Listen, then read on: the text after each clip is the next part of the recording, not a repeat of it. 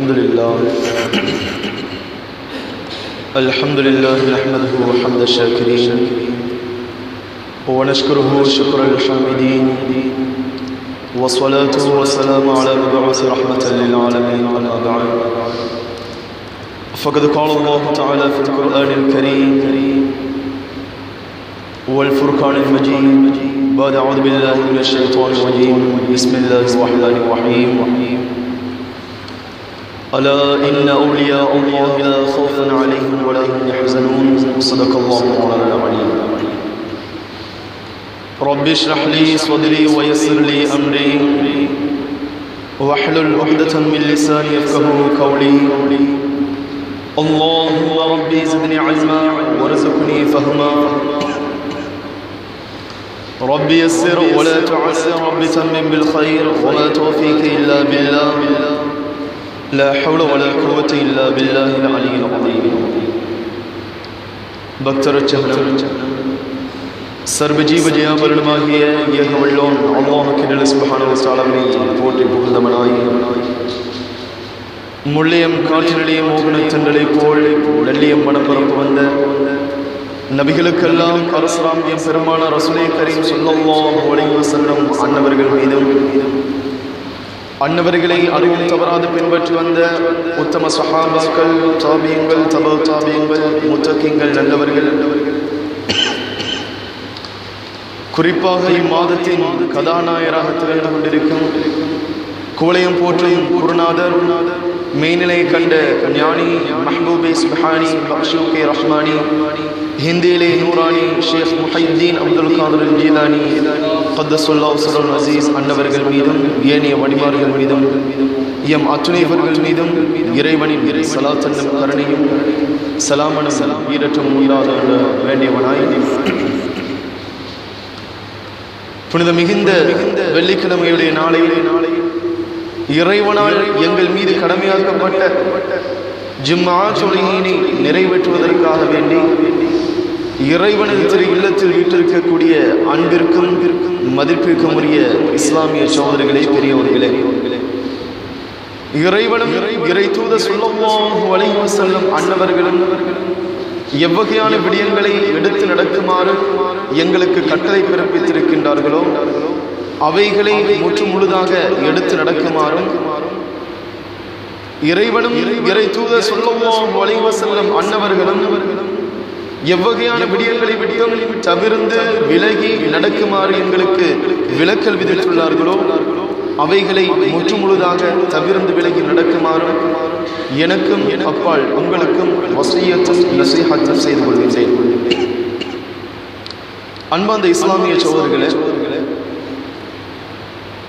இறைவன் அல்லாஹ் சுப்ஹானஹு வ தஆலாவுடைய படைப்பின் அளவில் எமது கண்ணோட்டத்தினை சிந்தனையினை நாங்கள் செலுத்தி பார்ப்போமே என்று சொன்னால் அல்லாஹ் சுப்ஹானஹு வ தஆலா பலதரப்பட்ட பல்லாயிரக்கணக்கான பல்வேறுபட்ட படைப்பினங்களை உலகத்தில் படைத்து வைத்திருக்கின்றார்.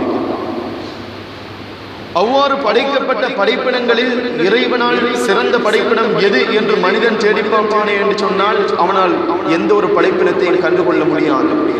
ஆனால் இறைவன் அல்லாஹ் சுப்ஹானஹு வ தஆலாவை உத்தம நபி ஸல்லல்லாஹு அலைஹி வஸல்லம் அன்னவர்களின் மூலமாக அந்த விடயத்தினை தெளிவுபடுத்துகின்றான். இறைவனால் படைக்கப்பட்ட படைப்பினங்களில் மனிதர்கள் தான் மேன்மைக்கும் மகோனத்துவத்திற்கும் தகுதியானவர்கள், அவர்கள்தான் இறைவனின் தனிப்பெரும் சிறப்புக்கு உரித்தானவர்கள் என்பதாக இறைவன் அல்லாஹ் சுப்ஹானஹு வ தஆலா தெளிவுபடுத்தி காட்டுகின்றான். அன்பார்ந்த இஸ்லாமிய சகோதரர்களே, அந்த அடிப்படையில் இறைவன் மனிதர்களை படைத்துவிட்டு அவர்கள் போகின்ற போக்கில் அவர்களை விட்டுவிட்டான் என்று மாத்திரம் நாங்கள் நினைத்துவிடக் கூடாது.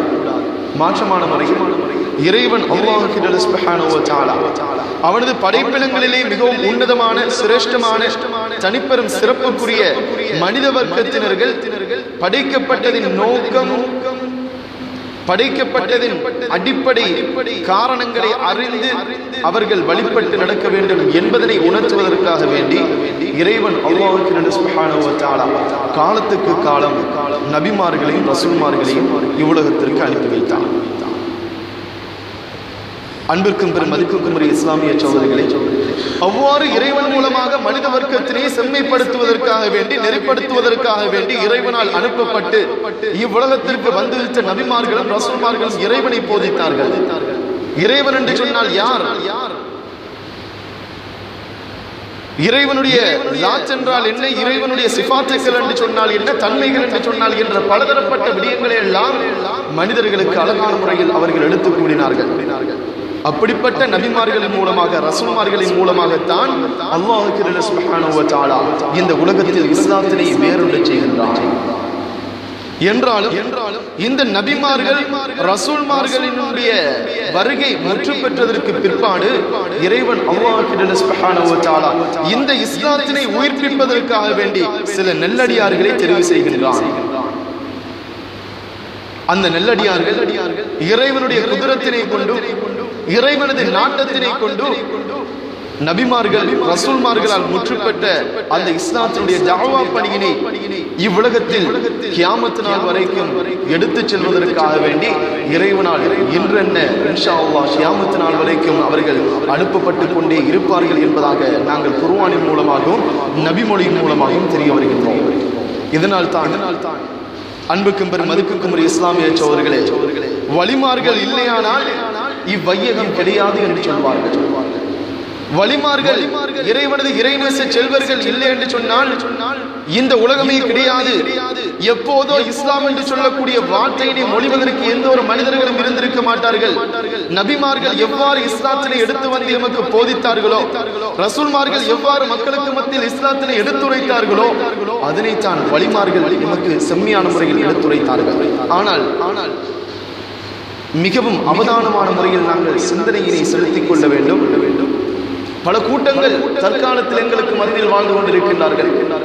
நாங்கள் சொல்வதுதான் இஸ்லாம், நாங்கள் சொல்வதுதான் மார்க்கம், நாங்கள் சொல்வதுதான் தீன் என்று மார்பு தட்டி பேசக்கூடிய சில கொள்கைவாதிகளை நாங்கள் காணக்கூடியதுதான் இருக்கின்றது. அன்பார்ந்தவர்களே, நாங்கள் இருக்கக்கூடிய நிலைமை எந்த நிலைமை என்பதனை உணர்ந்து கொள்ள வேண்டும். இஸ்லாம் மார்க்கம் எந்த அடிப்படையில் பரவியது என்ற ஹிஸ்டரி, அந்த வரலாற்றினை ஒரு மனிதன் அறிவானே என்று சொன்னால் வலிமார்களை தூற்ற மாட்டான். வலிமார்கள் என்று சொன்னால் யார்? இறைநேச செல்வர்கள் என்று சொன்னால் யார்? அவர்களை நாங்கள் ஏன் கண்ணியப்படுத்த வேண்டும் என்ற இந்த அடிப்படை விடயத்தினை ஒரு மனிதன் அறிந்து கொள்வானே என்று சொன்னால் நிச்சயமாக அந்த மனிதன் வலிமார்களை தூற்றுவதற்கோ ஏசுவதற்கோ அவன் முனைய மாட்டான். மாற்றமான முறையில் வலிமார்களை தலையில் தூக்கி வைத்து அவர்களுக்கு நன்றி கடன் செலுத்த விதத்தில் அவர்களை புகழ்வதற்கும் அந்த வலிமார்களுடைய சிறப்புகளை எடுத்துச் சொல்வதற்கு முன் வருவான். அன்புக்கும் பெரும் மதிப்புக்கும் ஒரு இஸ்லாமிய சகோதரர்களே, சிந்திக்கலாம், வலிமார்கள் என்று சொன்னால் யார்? இவர் இறைநேசர் என்று சொல்கின்றார், வலிமார் என்று சொல்கின்றார், யாரை பற்றி பேசுகின்றார் என்ற பல கண்ணோட்டங்களில் உங்களது சிந்தனைகள் சென்று கொண்டிருக்கலாம். அன்புக்கும் பெரும் மதிப்புக்கும் ஒரு இஸ்லாமிய சகோதரர்களே, இதனையும் இறைவன் தெளிவான முறையில் தெளிவுபடுத்தியிருக்கின்றார். இறைத்தூதர் ஸல்லல்லாஹு அலைஹி வஸல்லம் அன்னவர்களும் இந்த விடயத்தினை நமக்கு தெளிவுபடுத்திதான் இருக்கின்றார்கள். வலிமார்கள் என்று சொன்னால் யார், இறைநேச செல்வர்கள் என்று சொன்னால் யார் என்பதனை இறைவன் நமக்கு தெளிவுபடுத்தியிருக்கின்றான். அவனது அருள்மறையால் திருமறைகளை சொல்லி காட்டுகின்றான். அலா இன்ன அவுலியா அல்லாஹி லா ஹௌஃபுன் அலைஹிம் வலா ஹும் யஹ்ஸனூன். அதிகமான உலமாக்களின் மூலமாக நீங்கள் அறிந்திருப்பீர்கள். என்றாலும் தذكராவாக ஞாபகமூட்டுவதற்காக வேண்டி நான் இந்த விடயத்தினை சொல்லி காட்டுகின்றேன். இறைவன் அல்லாஹ் சுப்ஹானஹு வ தஆலா சொல்லி காட்டுகின்றான், அலா அறிந்து கொள்ளுங்கள். மதரசாக்களில் ஓதக்கூடிய மாணவர்கள் அறிந்து கொள்வார்கள், உலமாக்கள் தெரிந்து கொள்வார்கள். அலா என்ற அந்த ஹர்ஃப், அந்த எழுத்திற்கு தன்பீ, அதாவது பராமுகமாக பொடுபோக்காக இருக்கக்கூடிய ஒரு மனிதனை சுட்டிக்காட்டி அந்த மனிதனை விழிச்செழ வைப்பதற்காக வேண்டி பாவிக்கப்படக்கூடிய ஒரு ஹர்ஃப் தான் அலா. அறிந்து கொள்ளுங்கள், தெரிந்து கொள்ளுங்கள். இன்ன அவுலியா அல்லாஹ், நிச்சயமாக இறைவனது அதிகாரம் கொடுக்கப்பட்ட இறைநேச செல்வர்கள் இருக்கின்றார்கள் அல்லவா, அவர்களுக்கு லா ஹௌஃபுன் அலைஹிம் வலா ஹும் யஹ்ஸனூன். அவர்கள் எதனை எண்ணியும் கவலை அடைய மாட்டார்கள், எதனை நினைத்தும் அவர்கள் சஞ்சலப்பட மாட்டார்கள், பயம் அச்சம் கொள்ள மாட்டார்கள்.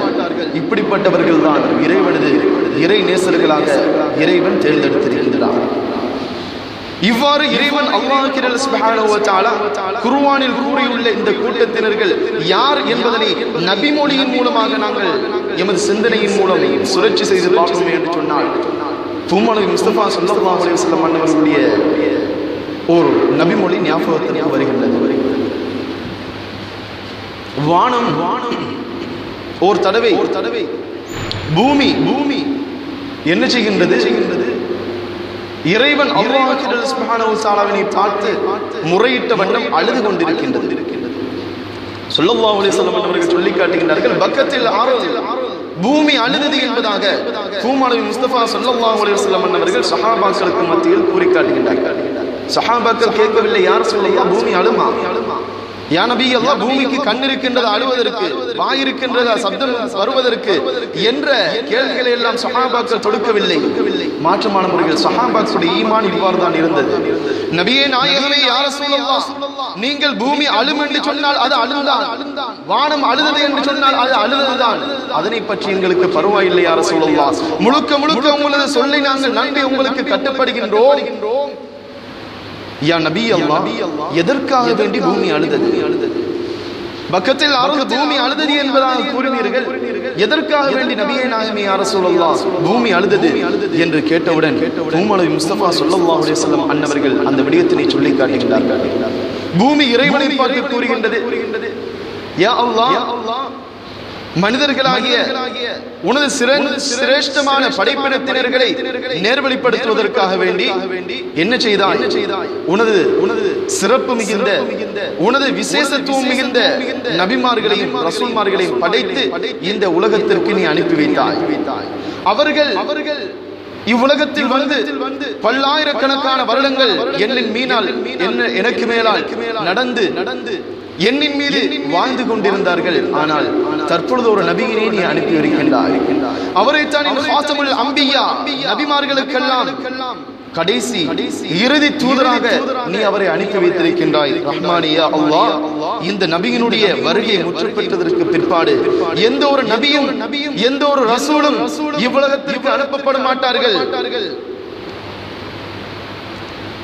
உனது ரசூல், உனது திருத்தூதர் என்று சொல்லி இந்த உலகத்திற்கு இந்த நபிக்கு பிற்பாடு எவருமே வரமாட்டார்கள். அதனை எண்ணிதான் நான் வருத்தம் பெறுகின்றேன். அந்த நபிமார்கள், அந்த ரசூல்மார்களை கொண்டுதான் யா அல்லாஹ் உனது ரஹ்மத்தும் உனது பரக்கத்தும் அன்றாடம் இந்த உலகத்தின் மீது இறங்கிக் கொண்டே இருந்தது.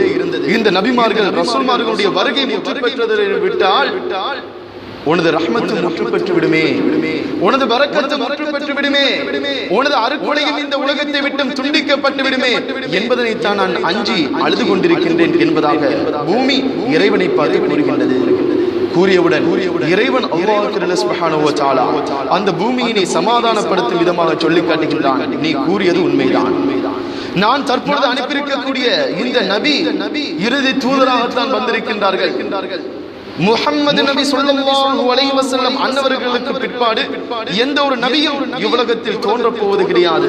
இவர்கள் தான் இறுதி நபி என்றாலும் இந்த நபியினுடைய வருகை முற்று பெற்றதற்கு பிற்பாடு மனித சாம்ராஜ்யத்தில் இருந்து நான் சில நெல்லடியார்களை தேர்ந்தெடுப்பேன், சில மனிதர்களை தேர்ந்தெடுப்பேன். அவர்கள் அந்த நபிமார்கள் ரசூல்மார்களுடைய பணியினை மேற்கொண்டு வருவார்கள். குலூபுகும் ககுலூபில் அம்பியா, இறைவன் பூமியை பார்த்து சொல்லி காட்டுகின்றான், குலூபுகும் ககுலூபில் அம்பியா, எனது அதிகாரம் ஒழிக்கப்பட்டவர்களான அந்த வலிமார்கள் இருக்கின்றார்கள் அல்லவா, அந்த இறைநேச செல்வர்கள் இருக்கின்றார்கள் அல்லவா, அவர்களுடைய உள்ளம் நபிமார்களுடைய உள்ளத்தை போன்று காணப்படும் என்ற இந்த வார்த்தையை நீ சொன்னவுடன் சஹாபாக்களுக்கு ஆர்வமும் ஆச்சரியமும் மேலோங்கிவிட்டது. நபிமார்களுடைய உள்ளம் கொடுக்கப்பட்ட மனிதர்களா, இறைவனால் தேர்ந்தெடுக்கப்பட்ட ரசூல்மார்கள் நபிமார்களுடைய உள்ளம் கொடுக்கப்பட்ட மனிதர்களா? உடனே கேள்வியினை தொடுக்கின்றார்கள், யார் ரசூலுல்லாஹ், யார் நபிமார்களுடைய உள்ளம் கொடுக்கப்பட்டவர்கள் என்று சொல்கின்றீர்கள் அல்லவா, அவர்கள் யார்? கூறுங்கள் நபியே நாயகம் என்று கேள்வியினை தொடுக்கின்றார்கள். தூமா நபி முஸ்தபா ஸல்லல்லாஹு அலைஹி வஸல்லம் அன்னவர்கள் சொல்லி காட்டுகின்றார்கள், அவர்கள்தான் இறைவன் அல்லாஹ் சுப்ஹானஹு வ தஆலாவினால் பொருந்தி கொள்ளப்பட்டவர்களான அவுலியாக்கள், வலிமார்கள். யதவாஸலூன பில் அர்வாஹ், நபிகள் நாயகம் ஸல்லல்லாஹு அலைஹி வஸல்லம் அன்னவர்கள் அவ்வாறு அந்த ஹதீஸுடைய தொடரில் சொல்லி காட்டுகின்றார்கள் வலிமார்களுடைய சிறப்புகளை பற்றி, அவர்களுடைய அங்க அடையாளங்களை தூமானவி முஸ்தபா ஸல்லல்லாஹு அலைஹி வஸல்லம் அன்னவர்கள் சஹாபாக்களுக்கு மத்தியில் தெளிவுபடுத்துகின்றார்கள். என்றாலும் சஹாபாக்களும் ஒரு வலிமார்கள் தான், சஹாபாக்களும் ஒரு நபிமார்கள் தான். ஆனால் ஸல்லல்லாஹு அலைஹி வஸல்லம் அன்னவர்கள் சொல்லுகின்றார்கள் வலிமார்களை பற்றி எவ்வாறு என்று சொன்னால், ضفي أرض شتى أو كما قال رسول الله صلى الله عليه وسلم கேட்கின்றார்கள் சஹாபாக்கள் யா ரசூலல்லாஹ் அவர்கள் எங்கே இருப்பார்கள் நபிமார்களுடைய உள்ளம் கொடுக்கப்பட்டவர்கள் என்று சொல்கின்றீர்களே அவர்கள் எங்கே இருப்பார்கள் யா ரசூலல்லாஹ் நாங்கள் எவ்வாறு அவர்களை அடையாளம் கண்டு கொள்வது என்று சொல்லப்படுகின்ற சந்தர்ப்பத்தில் முஹம்மது முஸ்தபா ஸல்லல்லாஹு அலைஹி வஸல்லம் அவர்கள் சொல்லி காட்டுகின்றார்கள் அவர்கள் இவ்வுலகத்தின் நாலா திசைகளிலும் அவர்கள் பறந்து விரிந்து காணப்படுவார்கள் அது மாத்திரமல்லாமல் யதவாஸலூன பில் அர்வாஹ் இவ்வுலகத்தில் நாலா திசைகளிலும் அவர்கள் பறந்து விரிந்து காணப்பட்டாலும் நாடு விட்டு நாடு கண்டம் விட்டு கண்டம் அவர்கள் பல இடங்களில் சிதறி பறந்து விரிந்து காணப்பட்டாலும் யதவாஸலூன பில் அர்வாஹ் அவர்களுடைய தொடர்பு எவ்வாறு இருக்கும் என்று சொன்னால் ஒரு இறைநேசருக்கும் அதற்கு அடுத்து இருக்கின்ற இன்னும் ஒரு இறைநேசருக்கு மத்தியில் இருக்கக்கூடிய தொடர்பு அவர்களுடைய ரூஹானியத்தான தொடர்பாக அவர்கள் தொடர்பினை வைத்துக் கொள்வார்கள் ஒரு இறைநேச செல்வர் இந்தியாவில் இருக்கின்றார் என்று சொன்னால் இன்னும் ஒரு இறைநேச செல்வர் பக்தாதில் இருக்கின்றார் ஆனால் அவர்களுக்கு மத்தியில் எப்பொழுதும் ஒரு தொடர்பு இருந்து கொண்டே இருக்கும் அதனைத்தான் ரூஹானியத்தான தொடர்பு என்பதாக முத்தம நபி ஸல்லல்லாஹு அலைஹி வஸல்லம் அன்னவர்கள் அந்த ஹதீஸின் மூலம் எமக்கு விளக்கி காட்டுகின்றார்கள் அன்பிற்கும் பெரும் மதிப்புக்கும் இஸ்லாமிய சகோதரர்களே இப்படிப்பட்டவர்கள் தான் வலிமார்கள் நாங்கள் சாதாரணமான மனிதர்களை போன்று வலிமார்களை நினைத்துவிடக் கூடாது வலிமார்களை தூற்றுவோமே என்று சொன்னால் நிச்சயமாக நாங்கள் செல்லக்கூடிய இடம் நரக படுகொலி என்பதனை நாங்கள் அனைவரும் நன்கு விளங்கி வைத்துக் கொள்ள வேண்டும் ஏதோ வலிமார்கள் என்பவர்கள் தமது சாச்சப்பா பெரியப்பா தனது மாமா மச்சான் மாதிரிதான் தற்பொழுது இருக்கக்கூடிய கொள்கைக்காரர்களுக்கு மத்தியில் காணப்பட்டுக் கொண்டிருக்கின்றார்கள் அன்பார்ந்தவர்களே வலிமார்களுடைய ஆற்றல் இறைவன் அவர்களுக்கு கொடுத்திருக்கக்கூடிய வல்லமை மிகவும் பலம் மிகுந்ததாக காணப்படுகின்றது இறைவன் அவர்களுக்கு கொடுத்திருக்கின்ற ஆற்றல் அதிகாரம் என்பது அல்லாஹ் சுப்ஹானஹு வ தஆலா அவர்களுக்கு வைத்திருக்கக்கூடிய அந்த கண்ணியத்தை எடுத்து காட்டக்கூடியதாக இருந்து கொண்டிருக்கின்றது அன்பிற்கும் பெரும் மதிப்புக்கும் ஒரு இஸ்லாமிய சகோதரர்களே ஒரு மனிதன் நன்றி உள்ளவனாக இருப்பதுதான் இஸ்லாத்துடைய அடிப்படை விடயமாக காணப்படுகின்றது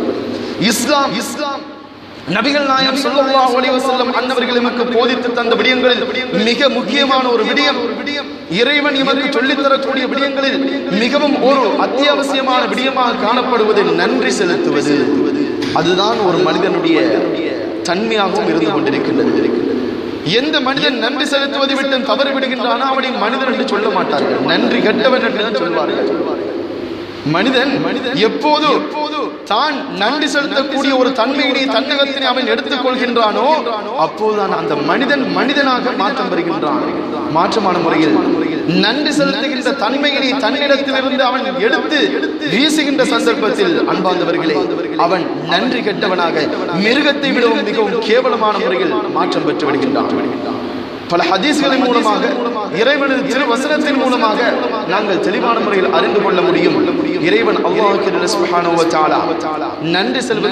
நன்றி செலுத்துவதனுடைய அவசியத்தை உங்களுக்கு தெளிவுபடுத்துகின்றான் இறைவன் அவனது அருண்மறையான திருமறையிலே சொல்லும் பொழுது சொல்லி காட்டுகின்றான் லயின் ஷகர்தும் லஅஸீதன்னகும் வலைன் கஃபர்தும் இன்ன அஸாபி லஷதீத் இறைவனது திருவசனம் லயின் ஷகர்தும் லஅஸீதன்னகும் நான் உங்களுக்கு செய்த அருட்கொடைகள் நான் உங்களுக்கு செய்த நிஅமத்துக்கள் நான் உங்களுக்கு செய்த வெகுமதிகளை நீங்கள் நினைத்து ஞாபகமூட்டி நினைவு கூர்ந்து அதற்கு நீங்கள் நன்றி செலுத்துவீர்களே என்று சொன்னால் அஸீதன்னகும் நான் அவற்றினை பன்மடங்காக தருவேன் அதற்றினை நான் பன்மடங்கான முறையில் உங்களுக்கு தருவேன் உமக்கு நான் செல்வத்தினை தந்திருக்கின்றனா அதற்கு நீங்கள் நன்றி செலுத்துவீர்கள் என்று சொன்னால் நாளடைவில் அந்த செல்வம் உங்களுக்கு பன்மடங்கான முறையில் உங்களை வந்து அடையும் உங்களுக்கு குழந்தை செல்வத்தினை நான் தந்திருக்கின்றன அதற்காக வேண்டி நீங்கள் இறைவனுக்கு நன்றி செலுத்துவீர்கள் என்று சொன்னால்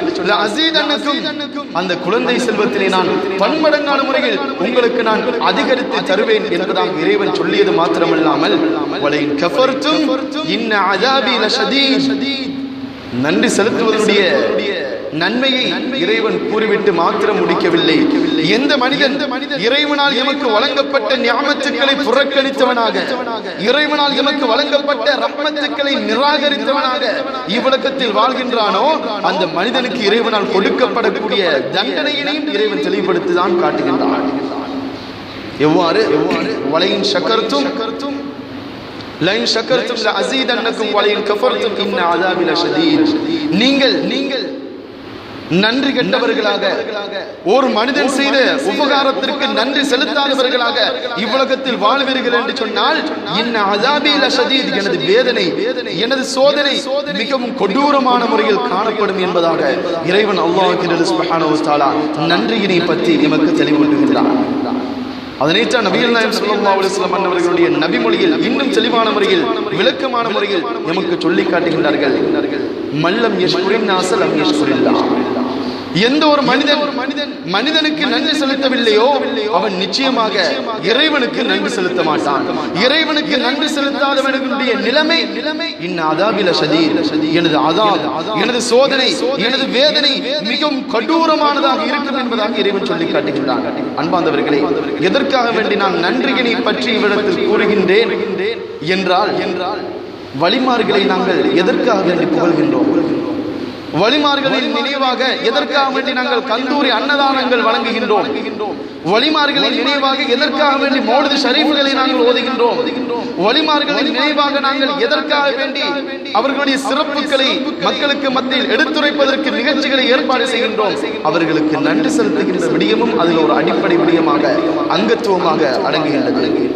வழிமார்களுக்கு நாங்கள் நன்றி செலுத்துகின்ற விதத்தில் தான் அவர்களை நினைவுபடுத்துகின்றோம். அவர்களின் பெயரால் மௌலிது ஷரீஃப்களை ஓதுகின்றோம். அவர்களின் பெயரால் கொடியேற்ற விழாக்களை நாங்கள் நடத்துகின்றோம். இவைகளெல்லாம் வழிமார்களுக்கு நன்றி செலுத்துகின்ற ஒரு விதமாகத்தான் நாங்கள் செய்கின்றோம் என்பதனை உணர்ந்து கொள்ள வேண்டும். சிந்திக்கலாம்.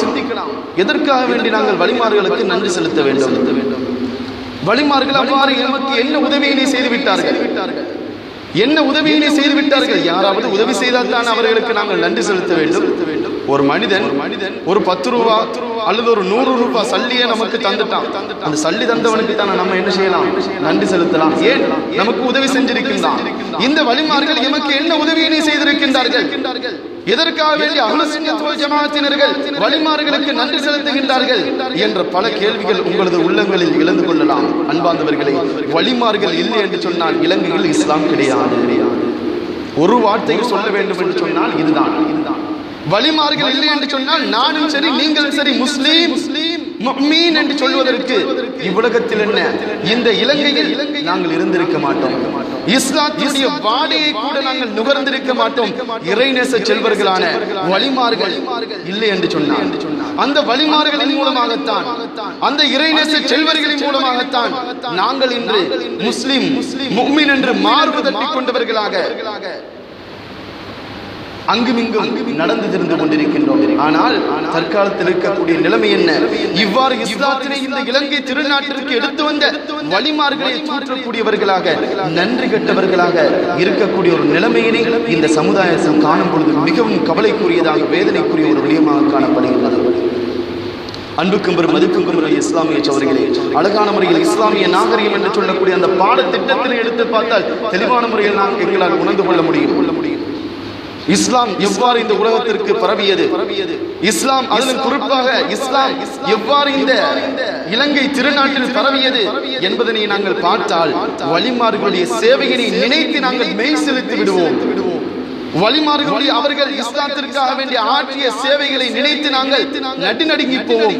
அந்த அளவுக்கு தனது சுய சேவைகளை இழந்தவர்களாக, தங்களது சுய இன்பங்களை அவர்கள் மறந்தவர்களாக, நாடு விட்டு நாடு துறந்து தங்களது குடும்பங்களை அவர்கள் துறந்தவர்களாக எமக்காக வேண்டி இந்த இலங்கை நாட்டிற்கு வருகின்றார்கள். வந்து இஸ்லாத்தினை போதிக்கின்றார்கள். இஸ்லாம் என்றாலே எதுவென்று தெரியாது அறியாதவர்களாக, இறைவன் என்று சொன்னால் யார் என்பது கூட தெரியாதவர்களாக இருந்த எமக்கு இஸ்லாத்தினை போதித்தவர்கள் வழிமார்கள். நாங்கள் காணலாம், இலங்கையில் அதிகமான ஊர்களுக்கு சென்று பாருங்கள். அந்த ஊரின் பெரிய பள்ளியாக முஹையத்தீன் ஜும்மா பள்ளிவாயல் என்ற நாமத்தோடு கம்பீரமான முறையில் காட்சியளித்துக் கொண்டிருக்கும். கல்முனை எடுத்துக்கொண்டாலும் அங்கு முஹையத்தீன் ஜும்மா பள்ளிவாயல், அக்கரப்பற்றினை எடுத்துக்கொண்டாலும் அங்கு முஹையத்தீன் ஜும்மா பள்ளிவாயல், ஏராபுரனை எடுத்துக்கொண்டாலும் அங்கு முஹையத்தீன் ஜும்மா பள்ளிவாயல்.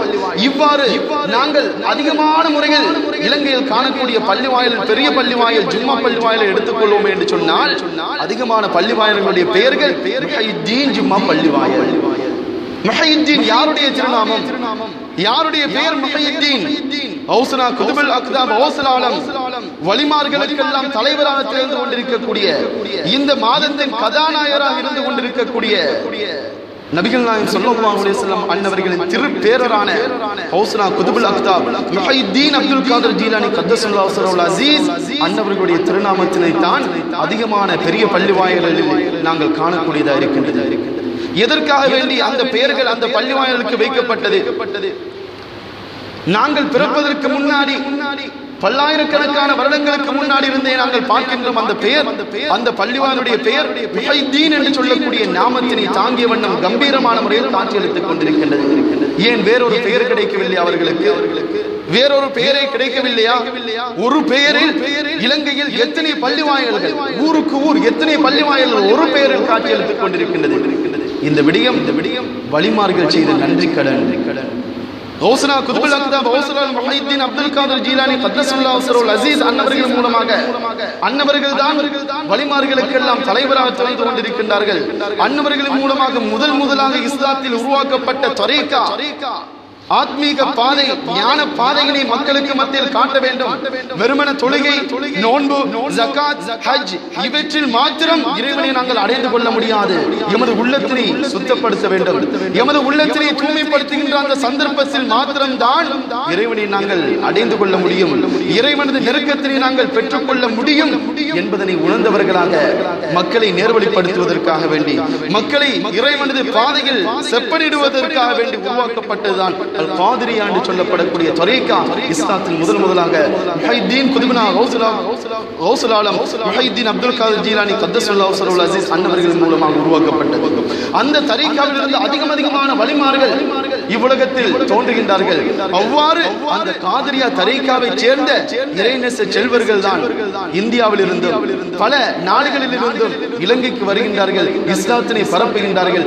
இஸ்லாத்தினை பரப்பியது மாத்திரமல்லாமல் தனது ஷேக் ஆகிய வலிமார்களுக்கெல்லாம் தலைவராக திகழ்ந்து கொண்டிருக்கக்கூடிய குதுபுனா கௌசுல் ஆலம் முஹைதீன் அப்துல் காதர் ஜீலானி கத்தஸல்லாஹு சிர்ரஹுல் அஸீஸ் அன்னவர்களுக்கு நன்றி செலுத்தும் விதமாகத்தான் என்ன செய்கின்றார்கள்?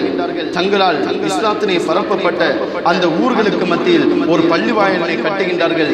அவர்களுக்கு நன்றி செலுத்தும் விதத்தில் முஹைதீன் என்ற திருநாமத்தினை அந்த பள்ளி வாயிலுக்கு சூட்டுகின்றார்கள். அன்பார்ந்தவர்களை, சுருக்கமான முறையில் இதுதான் இஸ்லாம் இலங்கையில் பரவியனுடைய வரலாறு. அன்புக்கும் பெரும் மதிப்புக்கும் இஸ்லாமிய சகோதரர்களே, அடிப்படையினை நாங்கள் அறிந்து தெரிந்து கொள்ள வேண்டும். எமது சின்னம் சிறார்களுக்கு இந்த விடயத்தினை அவசியமான முறையில் கற்றுக் கொடுக்க வேண்டும்.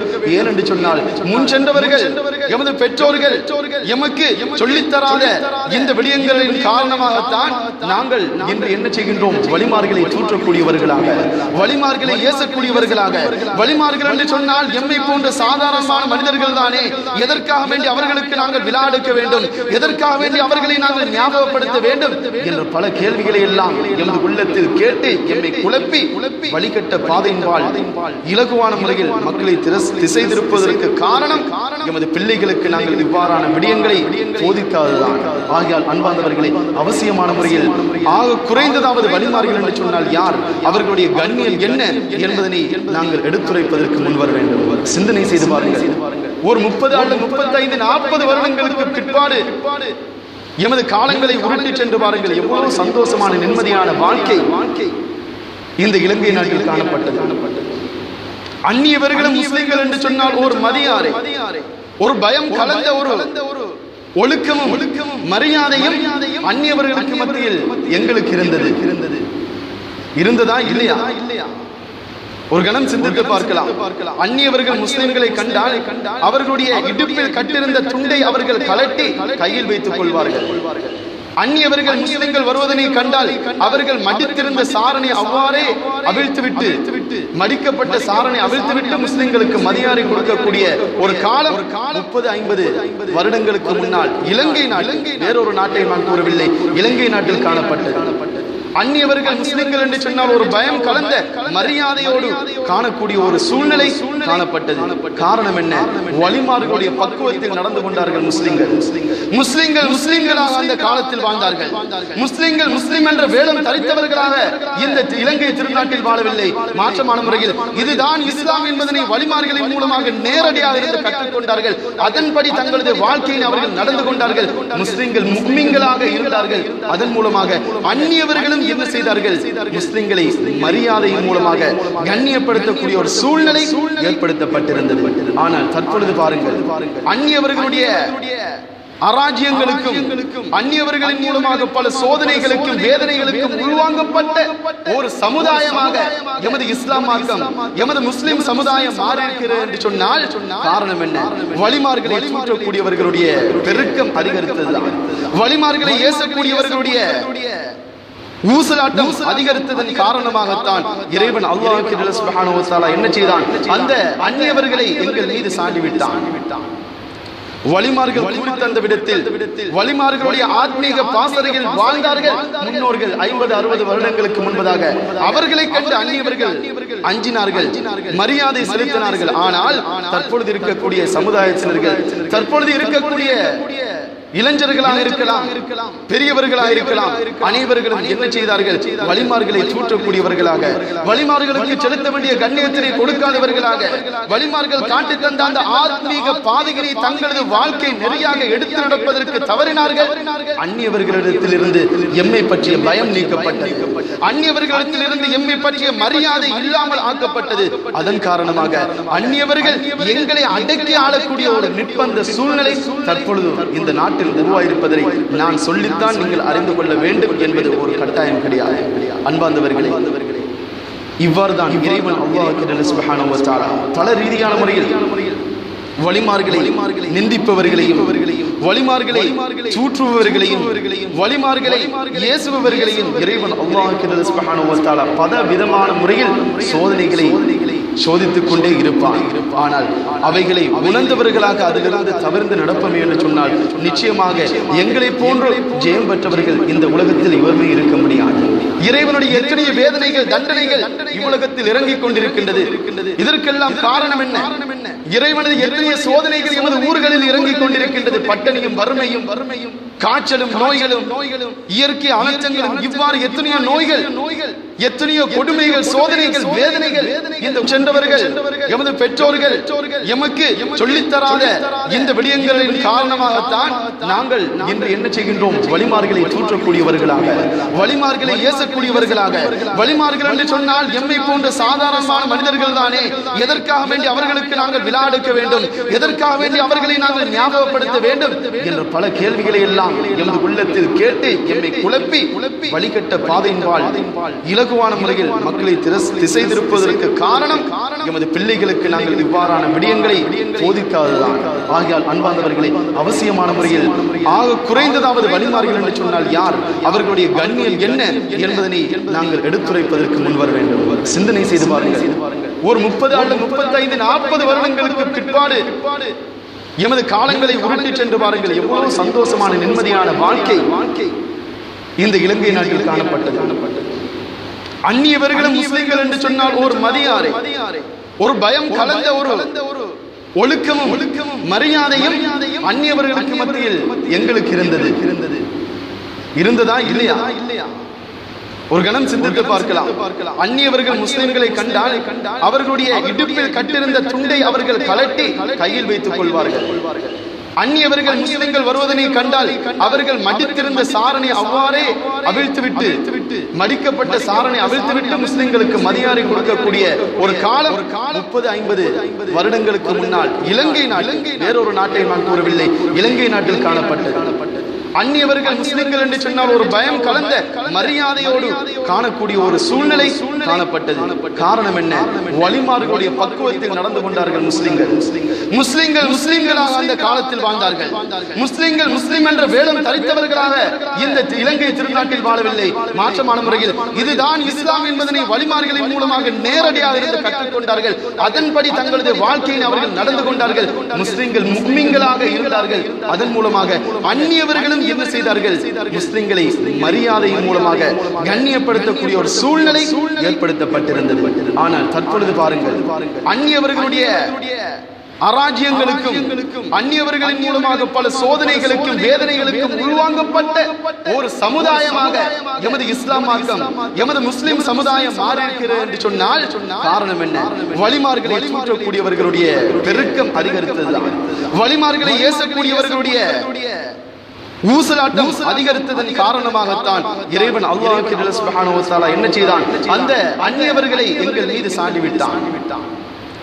வலிமார்கள் தந்த விடத்தில் வலிமார்களுடைய ஆத்மீக பாசறையில் வாழ்ந்தார்கள் முன்னோர்கள். 50-60 வருடங்களுக்கு முன்பதாக அவர்களை கண்டு அந்நியவர்கள் அஞ்சினார்கள், மரியாதை செலுத்தினார்கள். ஆனால் தற்பொழுது இருக்கக்கூடிய சமுதாயத்தினர்கள், தற்பொழுது இருக்கக்கூடிய இளைஞர்களாக இருக்கலாம், பெரியவர்களாக இருக்கலாம், அனைவர்களும் என்ன செய்தார்கள்?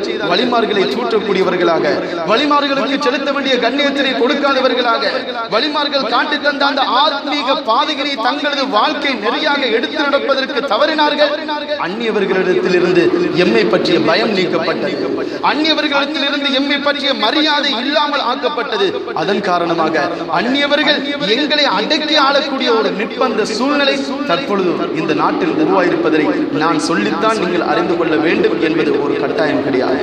அன்பார்ந்தவர்களே, இவ்வாறு தான் இறைவன் அல்லாஹ் சுப்ஹானஹு வ தஆலா பல ரீதியான முறையில் வலிமார்களை நிந்திப்பவர்களையும், வலிமார்களை தூற்றுபவர்களையும், வலிமார்களை ஏசுபவர்களையும் இறைவன் அல்லாஹ் சுப்ஹானஹு வ தஆலா பல விதமான முறையில் சோதனைகளை சோதித்துக் கொண்டே இருப்பான்.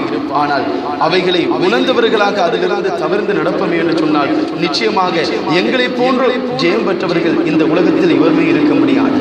இறைவனுடைய எத்தனைய வேதனைகள், தண்டனைகள் இவ்வுலகத்தில் இறங்கிக் கொண்டிருக்கின்றது. இதற்கெல்லாம் காரணம் என்ன? இறைவனது எத்தனைய சோதனைகள் எமது ஊர்களில் இறங்கிக் கொண்டிருக்கின்றது. பட்டணியும் வறுமையும் காய்ச்சலும் நோய்களும் இயற்கை அனர்த்தங்களும், இவ்வாறு எத்தனையோ நோய்கள், எத்தனையோ கொடுமைகள், சோதனைகள், வேதனைகள் இந்த உலகத்தில் எமது ஊரில், எமது நாட்டில் இறங்கிக் கொண்டிருக்கின்றது. இவைகளெல்லாம் இயற்கையின் வெறும் நாட்டத்தின் மூலமாக வருகின்றது? நிச்சயமாக கிடையாது.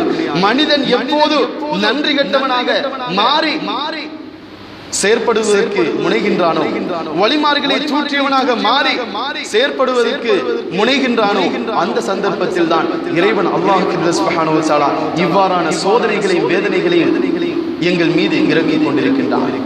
இறைவன் அவரது அருள்மறை இறைவன் அல்லாஹ் சுப்ஹானஹு வ தஆலா ஹதீஸில் சொல்லும் பொழுது சொல்லி காட்டுகின்றான், யார் எனது வலிமார்களை, இறைநேச செல்வர்களை நோவினை செய்வானே என்று சொன்னால், யாராவது நோவினை செய்வார்கள் என்று சொன்னால் அவர்களோடு நான் யுத்த பிரகடனம் செய்கின்றேன். இதைவிட என்ன ஒரு ஆதாரம் தேவை? வலிமார்களை தூற்றக்கூடாது, வலிமார்களை நிந்திக்க கூடாது, வலிமார்களை நாங்கள் மதிக்க வேண்டும். அவர்கள் செய்த சேவைக்கு நாங்கள் நன்றி கடன் பட்டவர்களாக நன்றி செலுத்தக்கூடிய முஃமினாக, முஸ்லிமாக இருக்க வேண்டும் என்பதற்கு இதைவிட என்ன ஒரு ஆதாரம் தேவை? இறைவன் சொல்லி காட்டுகின்றான், வலிமார்களை நோவினை செய்யாதீர்கள், எனது இறைநேசர்களை, நல்லடியார்களை நீங்கள் நோவினை செய்யாதீர்கள். அவ்வாறு நோவினை செய்தீர்கள் என்று சொன்னால் அவர்களோடு நான் யுத்த பிரகடனம் செய்வதற்கு தயாராக இருக்கின்றேன். எங்கேயாவது இறைவன் கூறியிருக்கின்றானா? எவர்களாவது குர்ஆனில் இருந்தோ அல்லது ஹதீஸில் இருந்தோ ஒரு ஆயத்தினை அல்லது ஒரு நபி மொழியினை எடுத்து வர முடியுமா?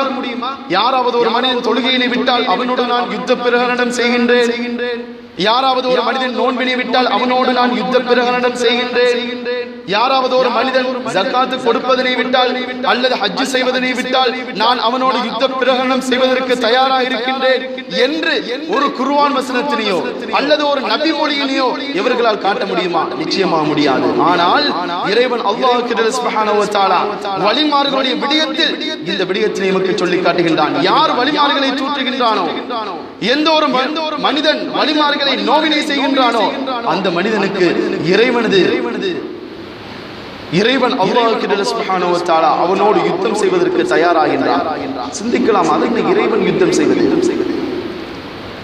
இறைவன் அல்லாஹ் சுப்ஹானஹு வ தஆலா எவ்வாறு மனிதர்களோடு யுத்தம் செய்வான்? ஒரு நாட்டினை எடுத்துக்கொண்டால் அந்த நாட்டிற்கு கடற்படை, தரைப்படை, ஆகாயப்படை என்பதாக முப்படைகள் காணப்படும். ஒரு நாட்டை பொறுத்தவரையில் காணப்படும். இவைகள் எல்லாம் ஒரு நாட்டிற்கு இருக்க வேண்டிய ஒரு அத்தியாவசியமான விடயங்களில் ஒன்று என்றாலும் இறைவன் அல்லாஹ் சுப்ஹானஹு வ தஆலா எவ்வாறு மனிதர்களோடு போர் செய்வான்? வலிமார்களை சோதிக்கின்றார்கள் அல்லவா, வலிமார்களை ஏசுகின்றார்கள் அல்லவா, இப்படிப்பட்ட கூட்டத்தினர்களோடு இறைவன் எவ்வாறு போர் பிரகடனம் செய்கின்றான்? இமாம்கள் நமக்கு தெளிவுபடுத்துகின்றார்கள், இறைவன் அல்லாஹ் சுப்ஹானஹு வ தஆலா போர் பிரகடனம் செய்வது என்பது அவர்களின் அளவில் இறைவனது சோதனையினை இறைவன் இறக்குவதாகும். இறைவனுக்கு என்று சொல்லி ஜுந்துல்லாஹ், இறைவனது படைகள் உண்டு. காற்று, நிலம், ஆகாயம், வானம், நெருப்பு, நீர், இவைகள் எல்லாம் இறைவன் அல்லாஹ் சுப்ஹானஹு வ தஆலாவுடைய படைகள் மறந்துவிடக் கூடாது. இறைவனது வழிமார்களை நீங்கள் நோவினை செய்தவர்களாக, இறைவனது வழிமார்களை நீங்கள் தூற்றியவர்களாக, அவர்களுக்கு கொடுக்க வேண்டிய கண்ணியத்தினை கொடுக்காதவர்களாக இருப்பீர்கள் என்று சொன்னால் இறைவனது படைகளான இந்த இயற்கையின் மூலமாக இறைவன் அழிவினை நிச்சயமாக எங்கள் அளவில் ஏற்படுத்துவான். அன்புக்கும் பெரும் மதிப்புக்கும் பெரும் இஸ்லாமிய சகோதரிகளே, இறைவனை அஞ்சிக் கொள்ளுங்கள். இறைவனுடைய விடயத்திலும் சரி, இறைவனுடைய இறைநேசர்களுடைய விடயத்திலும் சரி, மிகவும் அவதானமான முறையில் நடந்து கொள்ளுங்கள். அவன் தரக்கூடிய பணத்தினை பெற்றுக்கொள்ள வேண்டும், அவன் தரக்கூடிய வசதி வாய்ப்புகளை நாங்கள் பெற்றுக்கொள்ள வேண்டும் என்பதற்காக வேண்டி எமது ஈமானினை இழந்து விடாதீர்கள். வெறுமன சொற்ப சல்லிக்காக வேண்டி இவ்வுலகத்தில் நாங்கள் அவர்களுக்கு பின்னால் செல்வோமே என்று சொன்னால், வழிமார்களை தூற்றியவர்களாக, இறைநேச செல்வர்களை புறக்கணித்தவர்களாக அவர்களுக்கு பின்னால் செல்வோமே என்று சொன்னால் நிச்சயமாக இவ்வுலகத்தில் பயன்பெற்று விடுவோம். சல்லியும் அழகான வீடுகளிலும் ஓடுவதற்கு அழகான வாகனங்களும் சிறப்பான முறையில் இவ்வுலகத்தில் வாழ்ந்துவிட்டு செல்வோம். நாளை கியாமத் என்று சொல்லக்கூடிய ஒரு நாள் உண்டு. ஒவ்வொரு முஃமின், நானும் சரி நீங்களும் சரி, எமது ஈமானின் அடிப்படை ஒரு அங்கம். இந்த துன்யா என்பது அற்ப வாழ்க்கை, சொற்பமான வாழ்க்கை. ஆகிரா என்று சொல்லக்கூடிய கியாமத் நாள் தான் நிலையான வாழ்க்கை, அதுதான் அடிப்படையான வாழ்க்கை. அதற்கு பிற்பாடு எந்த ஒரு வாழ்க்கையும் கிடையாது. இந்த உலக வாழ்க்கை அற்ப சொற்பமான வாழ்க்கை என்பதை கொண்டு நாங்கள் அனைவர்களையும் ஈமான் கொண்டு வைத்திருக்கின்றோம். அன்பாதவர்களே, இந்த அற்ப சொற்பமான வாழ்க்கைக்காக வேண்டி, இந்த அற்ப சொற்பமான வாழ்க்கையில் நாங்கள் இன்பம் பெறுவதற்காக வேண்டி வழிமார்களை தூற்றி அவர்களுக்கு பின்னால் அவர்களுடைய பணத்தை பார்த்து அவர்களுடைய சொகுசான விடயங்களுக்கு மயங்கியவர்களாக செல்வோமே என்று சொன்னால் நிச்சயமாக நாளை கியாமத் நாளில் எங்களை கரம் பிடித்து காப்பதற்கு எவருமே இருக்க மாட்டார்கள் என்பதனை நன்கு ஞாபகத்தில் வைத்துக் கொள்ள வேண்டும். அதன் அடிப்படையில் அன்பார்ந்தவர்களே, இந்த வழிமார்களுடைய வணக்கங்கள் எவ்வாறு, இந்த இறைநேச செல்வர்கள் எல்லாம் எவ்வாறு காணப்பட்டார்கள், இவர்களுடைய செயற்பாடுகள் எவ்வாறு இருந்தது என்பதனை நாங்கள் ஒரு கணம் சிந்தனையில் வைத்துக் கொள்ள வேண்டும். நாங்கள் என்ன செய்கின்றோம்? தொழுகை முடிந்தவுடன், சலாம் கொடுத்தவுடன் எழுந்தவர்களாக ஓடோடி செல்கின்றோம். சலாம் கொடுத்து முடிந்தால் சரி, இமாம் அஸ்ஸலாமு அலைக்கும் வரஹ்மத்துல்லாஹ் என்று வலது பக்கம் திரும்பிட்டு இடது பக்கத்தில் இமாம் அஸ்ஸலாமு அலைக்கும் வரஹ்மத்துல்லாஹ் என்று சொல்வதற்கு முன்னாடி சஃப்ல அரவாசாக்களை காணல. எங்கன்னு பார்த்தா வெளியால நிற்பாங்க. எதற்காக வேண்டி இந்த அவசரம்? வழிமார்கள், இறைநேச செல்வர்கள் எல்லாம் இறைவனது நெருக்கத்தினை அடைந்தார்கள். இவ்வாறு ஓடி ஓடியா? தொழுகையினுடைய சட்டம் என்ன? இமாம் அஸ்ஸலாமு அலைக்கும் வரஹ்மத்துல்லாஹ் என்று வலது பக்கம் சலாத்தினை கொடுத்ததற்கு பிற்பாடுதான் மஅமூம்களாகிய நாங்கள், நீங்கள் என்ன செய்ய வேண்டும்? சலாத்தினை கொடுப்பதற்கு ஆரம்பிக்க வேண்டும். இதன் என்ன செய்கிறார்கள்? இமாம் அஸ்ஸலாமு அலைக்கும் என்று சொல்வதற்கு என்று அவருடைய வாயை துறப்பார் என்று சொன்னால் அவர்களுடைய சலாம் முடிந்துவிடும். வலது பக்க சலாம். அடுத்த பக்கம் அவர் சலாத்தினை வரஹ்மத்துல்லாஹ் என்பதற்கு முன்னாடி மஅமூம்கள் என்ன செய்துள்ளார்கள்? இடது பக்கமும் சலாத்தினை கொடுத்துவிட்டு கையினை தட்டிவிட்டு நெத்தியினை தொடக்கிவிட்டு எழும்புவதற்கு தயாராகிவிடுவார்கள். இதுதான் எமது வணக்க வழிபாடாக இருந்து கொண்டிருக்கின்றது. இவ்வாறு வணங்கினால் நிச்சயமாக எங்களால் இறை நெருக்கத்தினை அடைந்து கொள்ள முடியாது என்பதை நாங்கள் உணர்ந்து கொள்ள வேண்டும். அன்பார்ந்தவர்களே, தொழுகை என்பது நிதானமான முறையில் அதற்கென்று சொல்லி நேரம் செலவழித்தவர்களாக நாங்கள் தொழ வேண்டும். வெறுமனே தலையினை நிலத்தில் வைத்துவிட்டு எழுந்தால் மாத்திரம் போதாது. அந்த தொழுகையினை தொழுது முடித்து விட்டால் இஸ்திக்ஃபார்கள் உண்டு. நினைக்கிற 33 சுப்ஹானல்லாஹ் சொல்லணும், அல்ஹம்துலில்லாஹ் சொல்லணும், அல்லாஹ் அக்பர் சொல்லணும், 10 தடவை திக்ர் சொல்லணும்.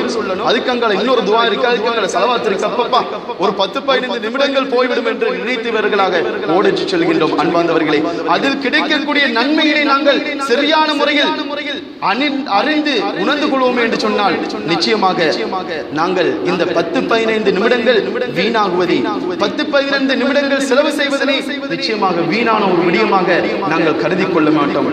ஆகையால் அன்பார்ந்தவர்களே, நாங்கள் தொழுகையினை தொழுது முடித்தால் அழகான முறையில் இருந்து ஜிக்ருகள் என்ன, ஸலவாத்துக்கள் என்ன, ஏன் இஸ்லாத்தில் அனுமதிக்கப்படாத விடயங்களா சொல்லப்படுகின்றது? இஸ்லாத்தில் காட்டித் தரப்பட்ட ஜிக்ருகள் இறைவனை தானே நாங்கள் தஸ்பீஹ் செய்கின்றோம், ஜிக்ர் செய்கின்றோம். ஸல்லல்லாஹு அலைஹி வஸல்லம் அன்னவர்கள் மீது தானே நாங்கள் ஸலவாத்தை சொல்கின்றோம். இதற்கும் கூட எமது உள்ளம் இடமளிக்கவில்லை என்று சொன்னால் எங்களை போன்ற ஒரு துர்ப்பாக்கியவாளிகள், நன்றி கெட்டவர்கள் எவருமே இருக்க மாட்டார்கள் என்பதனை நினைவில் வைத்துக் கொள்ள வேண்டும். அது மாத்திரமல்லாமல் இவ்வாறு வழிமார்களுடைய செயற்பாடுகள் இந்த தொழுகையினுடைய விடயத்தில் நிதானமான முறையில் அவுலியாக்கள், இறைநேச செல்வர்கள் அவர்களுடைய வாழ்க்கையில் அமைத்துக் கொண்டார்கள். தொழுகைக்காக வேண்டி அவர்களுடைய நேரங்களை ஒதுக்கினார்களே தவிர அவர்களுடைய வாழ்க்கையிலிருந்து சிறிது நேரத்தினை தொழுகைக்காக வேண்டி ஒதுக்கவில்லை. அவர்களுடைய வாழ்க்கையிலேயே தொழுகைக்காக வேண்டி இபாதத்துக்காக வேண்டி ஒதுக்கியவர்கள் தான் வலிமார்கள், இறைநேசர்கள். அவ்வாறுதான் இறைவனது நெருக்கத்தினை அடைந்து கொண்டார்கள். நாங்கள் என்ன செய்கின்றோம்? எமது வாழ்க்கையினை நாங்கள் இவ்வுலகத்தில் அன்றாடம் சொகுசான முறையில் வாழ்வதற்காக வேண்டி ஒதுக்கிவிட்டு வாழ்க்கையில் இருந்து சிறு நேரத்தினை தொழுகைக்காக வேண்டி ஒதுக்கின்றோம். ஆனால் வலிமார்கள் அவர்களுடைய வாழ்க்கையிலேயே தொழுகைக்காக வேண்டி ஒதுக்கியிருந்தார்கள். இப்படிப்பட்ட நாதாக்களை நாங்கள் தூற்றியவர்களாக, புறம் பேசிக் கொண்டிருக்கக்கூடியவர்களாக ஆகியிருக்கின்றோம். அன்பிற்குரிய இஸ்லாமிய சகோதரர்களே, பெரியவர்களே, அது மாத்திரமல்லாமல் வலிமார்கள் பல வகையான சேவைகள், பல வகையான நன்மைகளை எல்லாம் செய்வதன் மூலமாகத்தான் இறைவனது நெருக்கத்தினை பெற்றார்கள். அவற்றில் ஒன்றாக காணப்படக்கூடியதான் சதகா. சதகா என்று சொல்லப்படக்கூடிய ஒரு விடயத்தினையும் வலிமார்கள் சிறந்த முறையில் தங்களது வாழ்க்கையில் எடுத்து நடந்தார்கள். ஒரு நாளைக்கு அவர்கள் எழுந்து விடுவார்கள் என்று சொன்னால் ஒரு ரூபாயாவது அவர்கள் சதக்கா செய்யாமல், இறைவனது பாதையில் அவர்கள் செலவழிக்காமல் தூங்க மாட்டார்கள். எந்த அடிப்படையிலாவது அவர்கள் சதக்காவினை செய்து விடுவார்கள். ஆக அன்பானவர்களை, இறைவனை மத்திய சொத்து செல்வங்களை தந்திருக்கின்றான். ஒரு மனிதன் மரணித்து விடுவான் என்று சொன்னால் அந்த மனிதனை விட்டும் அத்துணை அமட்களும் துண்டிக்கப்பட்டுவிடும். 3 அமட்களை தவிர ஸல்லல்லாஹு அலைஹி வஸல்லம் அவர்கள் சொல்லி காட்டுகின்றார்கள். அவற்றில் ஒரு பிரதானமான ஒரு அமலாக தேடப்படக்கூடியதான் சதக்கத்துல் ஜாரியா, நிரந்தரமான தர்மம். அதென்ன நிரந்தரமான தர்மம் என்று பார்ப்போமே என்று சொன்னால், இறைவன் அல்லாஹ்வுக்கு சுப்ஹானஹு வ தஆலாவிற்காக வேண்டி, இறைவனது மாளிகையினை கட்டுவதற்காக வேண்டி நாங்கள் உதவுவது, அல்லது இறைவனுடைய பாதையில் ஏதாவது ஒரு விடயத்தினை செய்வதற்காக வேண்டி நாங்கள் உதவுவது, அல்லது பிற மனிதர்களுக்கு நல்ல காரியங்களை, வீடை கட்டிக் கொடுப்பது, கிணற்றினை கட்டிக் கொடுப்பது, இவ்வாறான விடயங்கள் எல்லாம் சதக்கத்துல் ஜாரியா என்று சொல்லப்படக்கூடிய விடயத்தில் அடங்குகின்றது. ஆகையால் அன்பானவர்களை, நாங்களும் அதிகமான முறையில் சதக்காக்கள் கொடுக்கக்கூடியவர்களாக மாற்றம் பெற வேண்டும். அவ்வாறான அமட்களின் மூலமாகத்தான் இறைவனுடைய நெருக்கத்தினை அடைந்து இறைநேசர்களுடைய அன்பிற்கு தகுதியானவர்களாக மாற்றம் பெற முடியும் என்பதனை நாங்கள் அனைவர்களும் உணர்ந்து கொண்டோம். இறைவன் அல்லாஹ் சுப்ஹானஹு வ தஆலா அவனுடைய நெருக்கத்தினை அடைந்தவர்களாக எங்கள் அனைவர்களையும் ஆக்கி அருள்வானாக. ரப்பே ரஹ்மானே, யா அல்லாஹ், என்றென்றும் உன்னை அஞ்சி பயந்து நடக்கக்கூடிய மூமின்களாக எங்கள் அனைவர்களையும் ஆக்கி அருள்வாயாக. அர்ஹமர் ரஹீமான இரட்சகனே, யா அல்லாஹ், உன்னை அஞ்சி பயந்தவர்களாக வலிமார்கள், இறைநேச செல்வர்கள், நபிமார்கள், ரசூல்மார்களுக்கு கண்ணியம் செலுத்தக்கூடிய நல்ல அடியார்களாக எங்கள் அனைவர்களையும் ஆக்கி அருள்வாயாக.